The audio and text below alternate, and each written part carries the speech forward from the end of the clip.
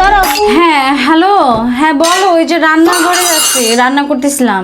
কতক্ষণ ধরে ফোন দিতেছি তোমারে। কি হাই হাই, মোর ফুতেরটা মজা লাগে, মোর ফুতেরে মজা লাগে, কিন্তু মোর ফুতের পরিবারের মজা লাগে না।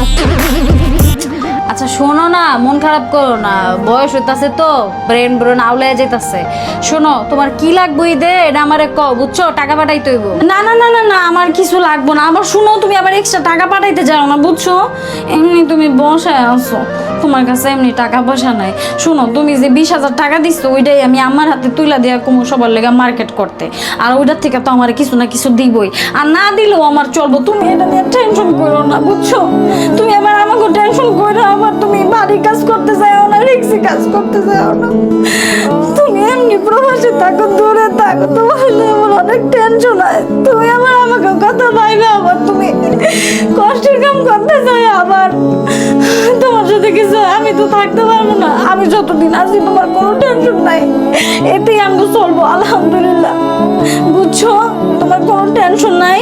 তুমি বাড়ি কাজ করো না, তুমি বসা আছো, তুমি ভালো কাম পাইলে তুমি করতে যাই, নাকি রিক্সি কাজ করতে। আচ্ছা শোনো না, তুমি কান্নাকাটি শোনো, ভালো থাকো, ঠিক আছে? চুলায় রান্না আছে, পরে ফোন দিবো। হ্যাঁ তুমি কাইন্দো না, পরে ফোন দিবো। আল্লাহ হাফেজ।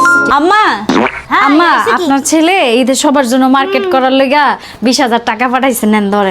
কই দেও, মোর পুতে ঈদের মার্কেটের লোকে পাঠাইছে 20,000 টাকা। এই যে আমি জীবনও বিশ্বাস করি না, নিশ্চয়ই এই সেমডি এই চাহার গণিতটা সরাইছে। আম্মা, ঈদের তো বেশি দিন বাকি নাই, ঈদে কি মার্কেট টার্কেট করলেন? হ্যাঁ, এই তো দেখাইলেন টেলাইলেন না।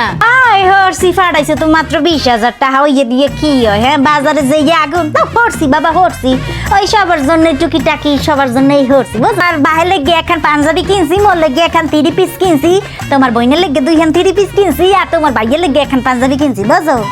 মা, মুনির লেগে কিছু কিনেন নাই? এই দামি মানুষ দামি জিনিসপত্র কিনবে, দামি জামা কিনবে, হ্যাঁ কি মোর পোষাইবে বাবা? তুমি তো দেশ ওই সুপে সাপে 10-20,000 টাকা। হ্যাঁ, ওরে তো এবার টাকা পয়সাই আমি ফাটাই নাই, এমনি আমার কাম কাজ নাই, আমি বইয়া আছি। হ্যাঁ, টাকা পয়সা নাই হাতে, আমি এবার 20,000 টাকা পাঠাইছি। ওই আরো কইলো যে আমার হাতে টাকাটা দিয়া কমু সবার লেগে মার্কেট করতে।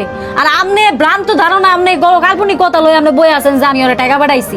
হ্যাঁ, আপনি কি ওরে একটা বারো জিগার নাই যে ওর কি লাগবে? হ্যাঁ, না না না না না আম্মা, আম্মা দেখেন, আপনি কিন্তু এটা খারাপ করছেন, বুঝছেন?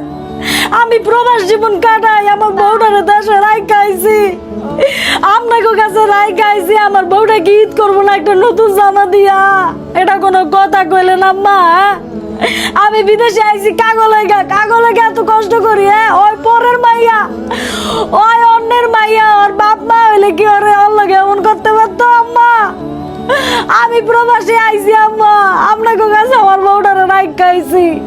আপনাকে কি আদর যত্ন কম করে আপনাকে লেগে রান্ধে বাড়ে, আপনাকে খাওয়ায়? বুঝলাম কিছু একটা ভুল আছে, ভুল তো সবারই হয় আম্মা, এর লেগাই ভুল ধরে রাখি। আমার আমানতটা রেখে আপনারা এমন করতে পারেন? প্রবাসে জীবন কাটাইতেছি, আপনাকে কাছে রাখে আমার বউটারে, আমার বউটা না পায় আমার ভালোবাসা, না পায় আপনাকে ভালোবাসা, না পাই পারতেছে যে ঈদের একটা জামা পড়তে। ছি আম্মা, ছি, এটা কোনো কথা? এর লেগে আপনাদের কাছে রাইখাইছি। আমি থাকলে কি আপনারা এটা পারতেন আম্মা? আপনি কোন আম্মা, এটা আপনি কাজটা ঠিক করেন নাই আব্বা, বুঝছেন? আপনি কাজটা ঠিক করেন নাই। ও আব্বা, মোর বড় ভুল হইছে আব্বা, মোরে তুমি মাফ কইরে দাও আব্বা।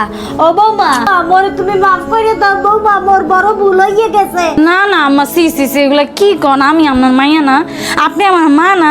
মা কোনোদিন মায়ের কাছে মাপ চাইতে পারে? হ্যাঁ, দূর মা, বাদ দেন তো। এই যে আপনাদের উদ্দেশ্যে বলতেছি, আপনারা যারা আমার মতো দরজাল খন্নার শাশুড়ি আছে, আজকে থেকে ভালো হয়ে যান। যে বৌমারি একটু ছোট দোষ পেলে এত বড় করে তোলেন, একটাবারও কি চিন্তা করছেন যে এই মেয়েটা কত জ্বালা সহ্য করতেছে? দিনের পর দিন, বছরের পর বছর হাজবেন্ড ছাড়া আপনাদের সাথে জীবনযাপন করতেছে।